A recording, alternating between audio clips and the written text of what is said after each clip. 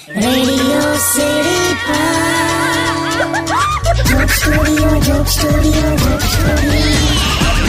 નમસ્કાર, welcome back. Radio city joke સ્ટુડિયોમાં આપનું સ્વાગત છે.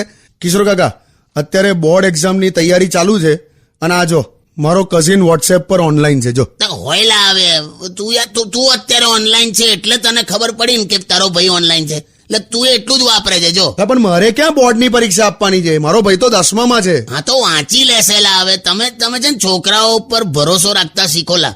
બહુ એડવાન્સ છોકરાઓ છે અત્યારના. તને કહી હમણાં તો 6ઠ્ઠા ધોરણનું છોકરું ગર્લફ્રેન્ડ ફેરવે છે. બોલ, અમે તો 10મા સુધી આખા ગામમાં ટાયર ફેરવતા હતા.